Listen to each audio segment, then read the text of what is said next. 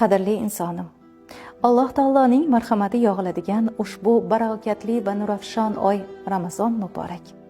Fazilatli bu kunlarga kimlar yetdi, kimlar yetmadi.